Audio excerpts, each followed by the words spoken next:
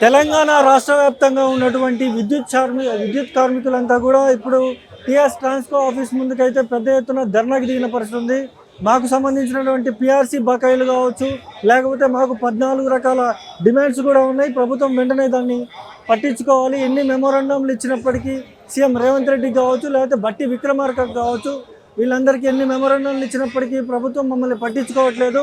ఎన్నికల మేనిఫెస్టోలో కూడా అనేక రకాలైనటువంటి విషయాలు అయితే పొందుపరిచారు. కానీ ఇప్పుడు అధికారంలోకి వచ్చి 3 సంవత్సరాలు అవుతుంది, కానీ ప్రభుత్వం మమ్మల్ని పట్టించుకోవట్లేదు అంటూ కూడా సుమారు 20,000 మంది పైగా అయితే ఇక్కడికైతే విద్యుత్ శాఖలో పనిచేస్తున్నటువంటి ఉద్యోగులంతా కూడా అయితే ఇక్కడికి చేరుకున్నట్టు ఒకసారి వాళ్ళతో మాట్లాడి తెలుసుకునే ప్రయత్నం చేద్దాం. చెప్పండి, ఎక్కడి నుంచి మీరు?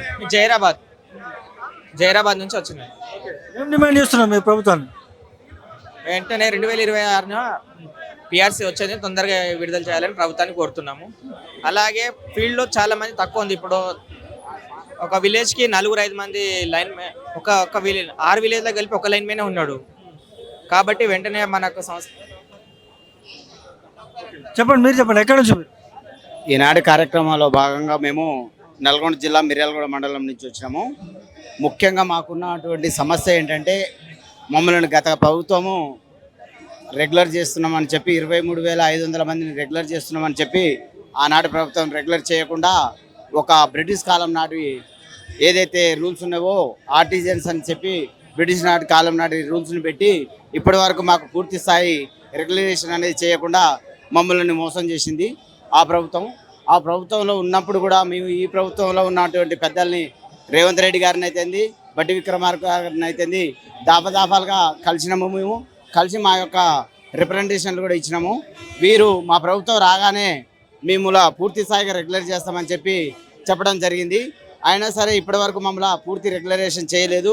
పూర్తి రెగ్యులరేషన్ అంటే ఆనాటి ప్రభుత్వంలో మన ఏదైతే పవర్ సెక్టార్ ఏర్పడ్డప్పుడు ఉన్న రూల్స్ ఏవైతే ఉన్నాయో ఏపీఎస్బి రూల్స్ అంటే ఉమ్మడి ఆంధ్రప్రదేశ్ ఉన్నటువంటి రూల్స్ ఏవైతే ఉన్నావో అవి మాకు ఇంప్లిమెంట్ చేయాలని చెప్పి మేము గత ఫిబ్రవరిలో 10 రోజులు సమ్మె చేయడం కూడా జరిగింది. ఆ సమ్మెలో భాగంగా మమ్మల్ని బట్టి విక్రమార్క గారు పిలిచి మీకు ఏవైతే ఆర్థిక భారం లేనటువంటి డిమాండ్స్ ఉన్నావో, న్యాయమైన డిమాండ్స్ ఉన్నావో అవి మేము ఖచ్చితంగా చేస్తామని చెప్పి ఇప్పటి వరకు కూడా మమ్మల్ని పిలిచి మాట్లాడిన సందర్భాలు కూడా లేవు. లేని పక్షంలో మేము ఈరోజు పవర్ చేస్తూ కలిసి ఈనాటి ధర్నా కార్యక్రమంలో పాల్గొన్నాము.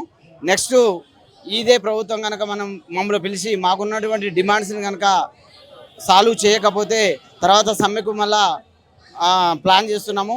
ముందు భవిష్యత్తులో సమ్మె ప్లాన్ చేస్తే కోసుకొని తిన్న డబ్బులు లేవంటాడు రేవంత్ రెడ్డి.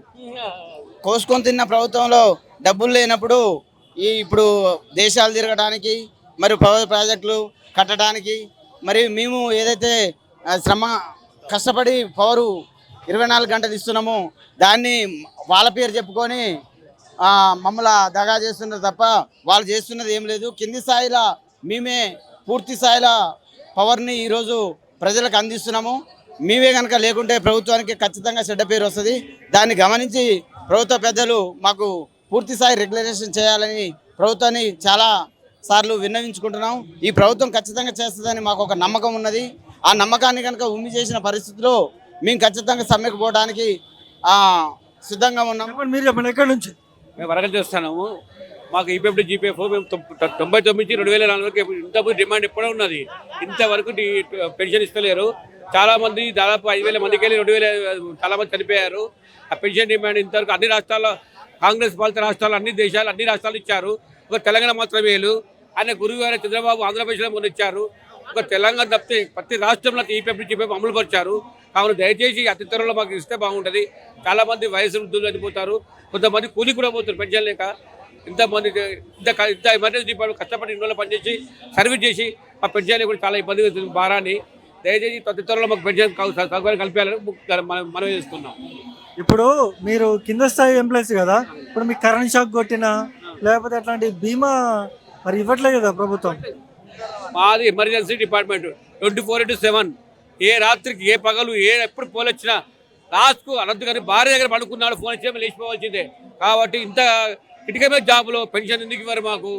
ఇంత ఎప్పటికో పోరాడుతున్నాం. 99 నుంచి 2004 ఖచ్చితంగా ఇస్తానని కేంద్ర ప్రభుత్వంలో అసెంబ్లీ ప్రకటించాడు. కానీ ఇంతవరకు ప్రభుత్వంలో ఇంత మాకు పెన్షన్ అనేది లేదు. పెన్షన్ చక్కగా కంపల్సరీ ఇవ్వాలి. పెన్షన్తో పాటు మా మెడికల్ సౌకర్యాలు అందరికీ వాళ్ళకి కోరుకుంటున్నాం. చెప్పండి, ఏమని డిమాండ్ చేస్తున్నారు? సుమారు ఎంతమంది ఇక్కడికి వచ్చారు? యాక్చువల్లీ ఇప్పుడు ఇది ఒక టీజర్ మాత్రమే అండి. యాక్చువల్లీ మనం తలపెట్టిన విద్యుత్ మహాధరణ చాలా విజయవంతమైన సక్సెస్ అయింది. మనం actually PRC, EPF to GPF, artisan సమస్యలు, ఇంకా తదితర 14 డిమాండ్ల కోసం మనం బాగా ధర్నా చేయడం జరిగింది. ఇంకా మనకు వచ్చిన సర్కిల్స్ నుంచి 21 సర్కిల్ నుంచి కూడా కొంతమంది పీపుల్స్ మాత్రం రావడం జరిగింది. ఇదేంటంటే ప్రభుత్వానికి అల్టిమేటం జారీ చేయడం జరిగింది. ఎందుకు అంటే ఇప్పుడు మనం ఆల్రెడీ 6 మంత్స్ అయిపోయింది. పిఆర్సీ కూడా కాలయాపన చేయడం, ఇవన్నీ కూడా ప్రతి సమస్య కూడా గవర్నమెంట్ తలదూర్చి ఈ మేనేజ్మెంట్ పిలిచి ఈ ఉద్యోగస్తుల యొక్క కోరికలు నెరవేర్చాలని కోరుతూ ఈ మీటింగ్ రావడం జరిగింది. అది ఏం డిమాండ్ చేస్తున్నారు ప్రధానంగా మీరు ప్రభుత్వం? ఏం డిమాండ్? పిఆర్సీ అండి. పిఆర్సీ ఆల్రెడీ 6 మంత్స్ అయిపోయింది. ఇంకా దాని గురించి కమిటీ కూడా వేయలేదు. కాలయాపన చేయకుండా దాన్ని ఇవ్వాలని కోరుతున్నాము. మెయిన్ ఎజెండా అదేనండి పిఆర్సీ. ఈపీఎఫ్ టు జీపీఎఫ్ కూడా 1919 బ్యాచ్ టు 2004 బ్యాచ్ ఇస్తా అని చెప్పేసి కాంగ్రెస్ ప్రభుత్వ గవర్నమెంట్లో మనకు ఆల్రెడీ మేనిఫెస్టోలు ఇవ్వడం జరిగింది. ఇంతవరకు దాన్ని కూడా మనకు ఇవ్వడం జరగలేదు. అది కూడా ప్రధాన డిమాండ్గా పరిష్కరిస్తున్నాం. చూడొచ్చు, అంటే తెలంగాణ రాష్ట్రంలో ఉన్నటువంటి విద్యుత్ ఉద్యోగులంతా కూడా ఇక్కడికి అయితే ఇప్పుడు చేరుకున్న పరిస్థితి ఉంది. పిఆర్సీకి సంబంధించి కావచ్చు, లేకపోతే అనేక ఉద్యోగ భద్రతకు సంబంధించి కావచ్చు, అన్ని విషయాల్లో కూడా కాంగ్రెస్ ప్రభుత్వం ఫెయిల్ అయిందంటూ కూడా మాట్లాడుతున్న సిచ్యువేషన్ కూడా ఉంది. మనతో పాటు ఇంకొంతమంది కూడా మాట్లాడే ప్రయత్నం. చెప్పండి సార్, ఎక్కడి నుంచి వచ్చారు? మేము నల్గొండ నుంచి వచ్చినాము. ఓకే. నల్గొండ నుంచి వచ్చినాము. మా సమస్యలు చాలా ఉన్నవి, సమస్యలు పట్టించుకోవట్లేరు. అందరూ ముక్కుమడగా మహాధరణ కార్యక్రమం నుంచి కింది స్టాఫ్ నుంచి పై స్టాఫ్ వరకు అందరికి వచ్చేసినాము. మెయిన్ మా పిఆర్సీ పీరియడ్ అయిపోయింది, అయినా సరే ఇంతవరకు మాది ఇంప్లిమెంట్ చేయలేదు. దాని గురించి ఒక కమిటీ చేయలేదు, ఏం లేదు. దాని నుంచి మాట మంచి ఏం లేదు. ఇంకోటి ఏంటంటే ఈపీఎఫ్ నుంచి జీపీఎఫ్ ఉంది. అది స్టేట్ గవర్నమెంట్కు 2004 వరకు జీపీఎఫ్లో ఉన్నది. మా దాంట్లో 1999 వరకే ఉన్నది అన్నట్టు. అది కూడా ఇంప్లిమెంట్ చేయాలని కోరుతున్నాము. ఆర్టిజన్ సమస్యలు కూడా ఉన్నాయి. ఆర్టిజన్ సమస్యలు కూడా పట్టించుకోవట్లేరు. ఈ సమస్యలు అన్నిటి గురించి ఇలా సమస్య సాల్వ్ చేస్తాను ఇది పెద్ద ఎత్తున మహాధరణ కార్యక్రమం పెట్టేసినాం. ఒక ఎస్పీటీసీలే కాదు, ఎన్పీటీసీ నుంచి తెలంగాణ రాష్ట్రం నుంచి మొత్తం వచ్చేసినాం. ఈ సభను దిగ్విజయం చేయాలని మేము కోరుకుంటున్నాం. సుమారు ఎంతమంది వచ్చారు తెలంగాణ రాష్ట్రంలో? ఇప్పుడు దగ్గర 10,000 నుంచి 15,000 మంది దాకా వచ్చి ఉంటారు. ఏం డిమాండ్ చేస్తున్నారు? మీ ప్రధానమైన డిమాండ్ ఏంటి అసలు? ప్రధానమైన డిమాండ్ ఏంటంటే మాది పిఆర్సీ మార్చి వరకు అయిపోయింది, మా పీరియడ్ అయిపోయింది. మార్చి తర్వాత మా గురించి మాట్లాడతలేరు. మాకు కమిటీ ఇంతవరకు కమిటీ కూడా వేయలేదండి. కమిటీ వేయాలని కోరుతున్నాం ఫస్ట్. ఇప్పుడు పిఆర్సీ అనేది ఎన్నికల మేనిఫెస్టోలో కూడా పెట్టిండ్రు, మొత్తం అందరికి పిఆర్సీ ఇస్తామంటూ కూడా ఇదే కాంగ్రెస్ ప్రభుత్వం పెట్టింది. ఇది కాదు, మాకు పార్టీలతో సంబంధం లేదు. మాది 4 సంవత్సరాలకు ఒకసారి మాకు ఒక అగ్రిమెంట్ ఉందన్నట్టు. మా అగ్రిమెంట్ ప్రకారం మార్చి వరకు అయిపోయింది. మార్చి తర్వాత మాకు పిఆర్సీ ఇంప్లిమెంట్ చేయాలి, కానీ చేయటం లేదు. మీరు చెప్పండి, ఎక్కడి నుంచి వచ్చారు మీరు? మేము మిర్యాలగూడ నుండి వచ్చామండి. మా డిమాండ్ కూడా మెయిన్ సంఘాలన్నీ కూడా అన్ని జేఏసీగా సంఘాలు ఏర్పడి మా యొక్క డిమాండ్ల కోసం ఎన్నిసార్లు మేము వినతి పత్రాలు ఇచ్చినా దాని మీద యాజమాన్యానికి ఎటువంటి స్పందన లేదు. ఆ స్పందన లేని కారణం వల్ల ఈరోజు మేము అన్ని యూనియన్ సంఘాలు జేఏగా ఏర్పడి ఈ ధర్నా కార్యక్రమం నిర్వహించడం జరిగింది. దీనికోసం నలుమూలల నుంచి జెన్కో కానీ, ట్రాన్స్కో కానీ, డిస్కమ్ కానీ అన్ని దగ్గర నుండి జనాలు ఏకీకృతమై ఇక్కడికి ధర్నా చేయడం కోసం రావడం జరిగింది. ఉద్యోగాలకు సంబంధించినంత వరకు ఎవరైతే స్టాఫ్ ఉంటారో స్టాఫ్ కూడా సక్రమంగా లేరు, చాలా తక్కువ మంది ఉన్నారంటూ కూడా మాట్లాడుతున్నారు. అది కూడా వాస్తవం అండి. మామూలుగా పనికి తగ్గినట్టుగా మాకు ఇక్కడ స్టాఫ్ అనేది లేదు. ఈరోజు సర్వీస్ అనేది ఎక్కువ ఉన్నది, స్టాఫ్ అనేది చాలా తక్కువ ఉన్నది. దానివల్ల కూడా స్టాఫ్ అనేది చాలా మానసికంగా ఒత్తిడికి గురవుతున్నారు. దాన్ని కూడా యాజమాన్యం పట్టించుకోవట్లేదు. పని భారాన్ని మీద పెట్టి నలుగురు చేయాల్సిన పని ఒక్కరితో చేయించాలని ఆలోచన చేస్తున్నది. దానికి కూడా మేము కొత్త స్టాఫ్ని తీసుకోవాలని చెప్పి అడగడం జరిగింది. దాని మీద కూడా యాజమాన్యం ఎటువంటి స్పందన లేదు. చెప్పండి సార్, ఎక్కడి నుంచి మీరు? సూర్యాపేట నుంచి వచ్చినాం. ఏం డిమాండ్ చేస్తున్నారు మీరు ప్రభుత్వాన్ని? మా విద్యుత్ కార్మికులందరికీ 22 నుంచి మళ్ళీ 4 సంవత్సరాలకు ఒకసారి మాకు పిఆర్సీ ఇవ్వాలి.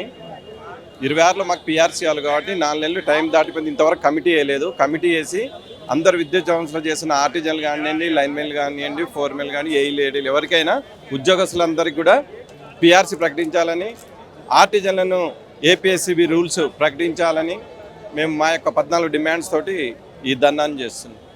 ఏంటి ఆ 14 డిమాండ్స్ ఏంటంటే?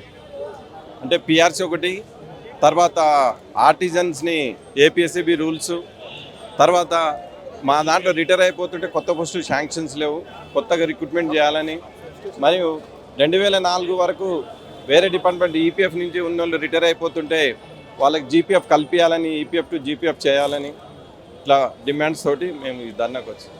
ఇదే కాంగ్రెస్ ప్రభుత్వం అధికారంలోకి వచ్చే ముందు పిఆర్సీ ఇస్తామంటూ కూడా చెప్పింది. ఇప్పుడు వచ్చి 3 సంవత్సరాలు అవుతుంది. మరి పిఆర్సీ మరి ఇవ్వలేదు. ఏం కోరుతున్నారు మీరు ప్రభుత్వాన్ని? అందుకే ఈరోజు ఈ ధర్నా ప్రోగ్రామ్ చేస్తున్నమాట. 4 సంవత్సరాలు అయిపోయింది. 4 సంవత్సరాలు అయిపోయినా కూడా ఇక పిఆర్సీ ప్రకటించకపోతేనే మా అన్ని కార్మిక సంఘాల తరఫు నుంచి జేఏసీగా ఏర్పడి ధర్నా చేస్తానికి వచ్చాము. సుమారు ఎంతమంది వచ్చారు ఇక్కడికి? మేము 20,000 మంది వచ్చింటాం. ఇంకేమైనా డిమాండ్స్ ఉన్నాయా మీ కింద స్థాయి ఉద్యోగస్తులు కావచ్చు? లేకపోతే మా దాంట్లో మేనిఫెస్టోలో ఈపీఎఫ్ టు జీపీఎఫ్ ఇస్తా అని చెప్పారు. కానీ ఇప్పుడు ఇవ్వకోకుండా ఇదే కాంగ్రెస్ ప్రభుత్వం ఆ రోజు చెప్పి అధికారంలోకి వచ్చి ఈ రోజు కార్మికుల్ని లెక్క చేయకుండా చేస్తుంది. ఎట్లుంటుంది సార్ మీ బేసిక్ సాలరీ? ఇస్తే కాంగ్రెస్ ప్రభుత్వం ఖచ్చితంగా కుప్పకూలుతుంది. అది బేసిక్ సాలరీ ఎంత ఉంటుంది మామూలు కింద స్థాయి ఉద్యోగస్తులు? అంటే శాలరీస్ విషయంలో చూస్తే ఎప్పుడో 30 సంవత్సరాలు 20 సంవత్సరాలు చేసే వాళ్ళకి సీనియర్స్కి ఎక్కువ ఉంటుంది. నిన్న కొద్దిగా 5 సంవత్సరాలు 6 సంవత్సరాలు చేసే వాళ్ళకి తక్కువ ఉన్నాయి. అదే వాళ్ళని చూపించి శాలరీస్ ఎక్కువ ఉన్నాయని చెప్పేసి ఇది ఒక బూటకపు వాగ్దానాలు చేస్తారు వాళ్ళు. చెప్పండి, మీరు చెప్పండి. ఎక్కడి నుంచి మీరు? మేము హుజూర్నగర్ డివిజన్ అండి, మోతే సెక్షన్ నుంచి వచ్చినాం. ఇప్పుడు మాకు ఈ కాంగ్రెస్ ప్రభుత్వం ఏంటంటే విపరీతమైన వర్క్ లోడ్ ఎక్కువైతుంది. ప్రతి సంవత్సరం 5-6 వేల మంది రిటైర్మెంట్ అయినా కూడా ఒక్కటి కూడా కొత్త రిక్రూట్మెంట్ లేదు. ఒక మండలంలో 5-6 సబ్స్టేషన్లు కొత్త ఎలక్షన్ చేస్తారు. దాని సరైన స్టాఫ్ తీసుకోకుండా ఉన్న స్టాఫ్నే వాళ్ళ పరిమాణం పెంచి 4 చేసే సబ్స్టేషన్లు 2తోటి 3తోటి చేపిస్తారు. చాలా ఘోరం ఇది. ఈ ఎన్నిసార్లు కూడా ఉప ముఖ్యమంత్రికి రేవంత్ రెడ్డి గారికి ఎన్నిసార్లు మెమోరాండం ఇచ్చినా కూడా జేఏసీ ఏర్పడి కూడా 4 నెలల నుంచి కనీసం పట్టించుకునే నాదులు లేదు. తప్పనిసరి పరిస్థితులు ఈరోజు విద్యుత్ సోదాల ముందు అన్ని యూనియన్లు ఒకటై జేఏసీ ఏర్పడి ఈ ధర్నా చేస్తున్నాం. ఈ ధర్నా చూసిన ప్రభుత్వం కనువిప్పు అయ్యిద్దని చెప్పి మేము ఆశిస్తున్నాం.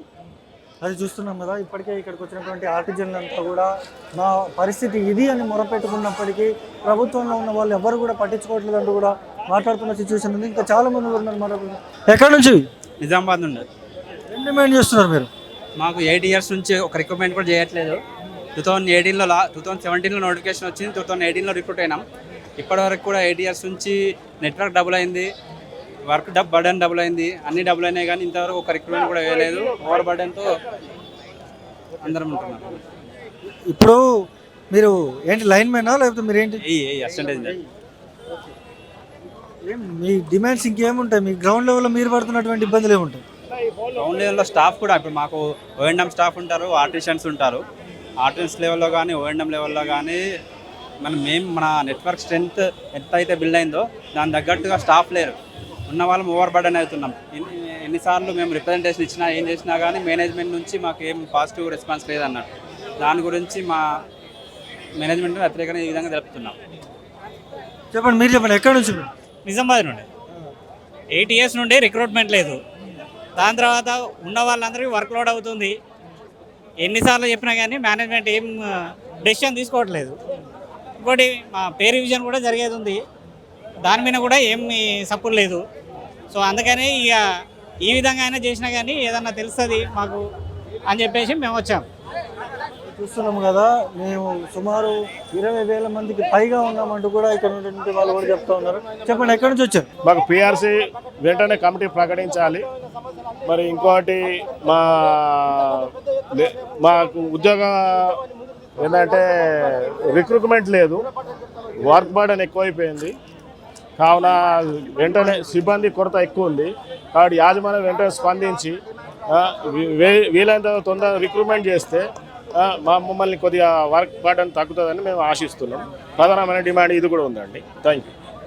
అది చూస్తున్నాం కదా, ఇప్పటికే ఇక్కడికి వచ్చినటువంటి విద్యుత్ శాఖలో పనిచేస్తున్నటువంటి ఏఈలు కావచ్చు, లేకపోతే డిఈలు కావచ్చు, అదేవిధంగా లైన్ మెన్లు కావచ్చు, కింద స్థాయి సిబ్బందిలో పనిచేసేటువంటి ఎంప్లాయీస్ కావచ్చు, వీళ్ళందరూ కూడా మాకు పిఆర్సీ ఇవ్వాలి అంటూ కూడా వీళ్ళైతే ఇక్కడికి ప్రొటెస్ట్గా అయితే వచ్చిన పరిస్థితుంది. ఎన్ని మెమోరాండాలు ఇచ్చినప్పటికీ కూడా ప్రభుత్వం మమ్మల్ని పట్టించుకోవట్లేదు. ఇది మా పరిస్థితి. కాంగ్రెస్ పార్టీ అధికారంలోకి వచ్చే ముందు ఇదే పిఆర్సీ మేనిఫెస్టోలో కూడా పెట్టింది. కానీ ఈ ప్రభుత్వం ఖచ్చితంగా కూడా కుప్ప కూలుతుందంటూ కూడా ఇక్కడ ఉన్నటువంటి వాళ్ళందరూ కూడా చెప్తూ ఉన్న సిచ్యువేషన్ కూడా ఉంది. ఇంకా మహిళా నాయకులు కావచ్చు, లేకపోతే మహిళకి సంబంధించినటువంటి ఎంప్లాయీస్ కావచ్చు, లేకపోతే లైన్మెన్స్ కావచ్చు, అందరూ కూడా ఉన్న సిచ్యువేషన్ కూడా ఉంది. చెప్పండి బాయ్, ఎక్కడి నుంచి? సిద్దిపేట డిస్ట్రిక్ట్. ఏం డిమాండ్ చేస్తున్నారు మీ ప్రభుత్వాన్ని? పిఆర్సీని వెంటనే అమలు చేయాలి. ఆర్టిజన్స్కి ఏపీఎస్బి రూల్స్ అమలు చేయాలి. అదేవిధంగా అన్మ్యాన్డ్ కార్మికులకు వాళ్ళని ఆర్టిజన్గా అబ్జర్ప్షన్ చేయాలి. అదేవిధంగా వెంటనే మా యాదాద్రి థర్మల్ పవర్లో జరుగుతున్న ప్రైవేటైజేషన్ని అడ్డుకోవాలి. అదేవిధంగా మాకు జీపీఎఫ్ టు ఈపీఎఫ్ 1999 నుంచి 2004 వరకు ఉన్న ఎంప్లాయీస్ అందరికీ కూడా జీపీఎఫ్ని అమలు చేయాలి, వాళ్ళకి పెన్షన్ సౌకర్యం కల్పించాలి. అదేవిధంగా రిటైర్డ్ అయిన ఈపీఎఫ్ మిత్రులందరికీ కూడా వాళ్ళకి మెడికల్ క్రెడిట్ కార్డ్ సౌకర్యం కల్పించాలి. ఇవన్నీ ప్రధానమైన డిమాండు. వీటికి తొందరలోనే పీఆర్సీ కమిటీ వేసి మాకు తొందరలోనే పీఆర్సీ ఇవ్వాలని ప్రధాన డిమాండ్గా మేము అందరం కోరుకుంటున్నాం. చెప్పండి, మీరు చెప్పండి, ఎక్కడి నుంచి మీరు? మేము హుస్నాబాద్ డివిజన్ నుంచి వచ్చింది. ఏం డిమాండ్ చేస్తున్నారు మీరు ప్రభుత్వాన్ని? ఇప్పుడు ఇదే కాంగ్రెస్ పార్టీ అధికారంలోకి వచ్చే ముందు ఎన్నికల మేనిఫెస్టోలో కూడా పెట్టింది ఈ పీఆర్సీ అనేది ఇస్తాం, ఉద్యోగ భద్రత కూడా ఇస్తామంటూ కూడా పెట్టింది. ఇప్పుడేమో ఏమి చేయలేదు. ఎట్లా చూస్తారు? అంటే దీని విషయం ప్రభుత్వం అన్నిటి విషయాలు సానుకూలంగా స్పందిస్తుంది, కానీ కొంచెం డిలే ఎక్కువ అవుతున్నది. ఆ డిలే దాని గురించి మా ఎంప్లాయీస్ అంతా భయపడుతున్నారు. కాబట్టి దాంతో కనీసం కమిటీ అన్న వేసేస్తే ఈ ఎంప్లాయీలో కొంచెం శాంతిపరంగా వాళ్ళకు నమ్మకం కలుగుతుంది. కాకపోతే ఏంటంటే ఈ మధ్యన వైటీపీఎస్ను ప్రైవేటీకరించాలని ప్రైవేటైజ్ చేస్తున్నారని చెప్పి భయభ్రాంతకు గురి చేస్తున్నారు. ఏదైనా చేసినా కానీ ఫస్ట్ ఒక ప్లాంట్ తీసుకున్నప్పుడు దానికి సఫిషియెంట్గా స్టాఫ్ను వాటిని కూడా తీసుకుంటే బాగుంటుంది ప్రభుత్వం. కాకపోతే ఏకపక్షంగా ముందు సఫిషియెంట్ నిర్మించుర్రి, ప్లాంట్లు పెట్టర్రి, ఎంప్లాయీస్ లేకుండా పోతే ఎవరినో పెట్టడము, ఏదో ప్రమాదాలు జరగడము, అటువంటి గురి కావద్దని మా ఉద్దేశం, అంతే. అది చూస్తున్నాం కదా. ఇప్పటికైతే ఇక్కడికి వచ్చినటువంటి విద్యుత్ శాఖలో పనిచేస్తున్నటువంటి ఉద్యోగులంతా కూడా ప్రభుత్వం మమ్మల్ని దగ్గర తీయాలి, మా పీఆర్సీ కావచ్చు, మా 14 డిమాండ్స్ ఏవైతే ఉన్నాయో అవన్నీ కూడా ప్రభుత్వం అమలు చేయాలి అంటూ కూడా ఇక్కడ ఉన్నటువంటి విద్యుత్ శాఖలో పనిచేస్తున్నటువంటి ఉద్యోగులు అయితే చెప్తున్న పరిస్థితి అయితే ఇక్కడ ఉంది. ఇది ఇక్కడ ప్రతి వీడియో జర్నలిస్ట్ భరత్తో సన్నీ మైక్ టీవీ, హైదరాబాద్.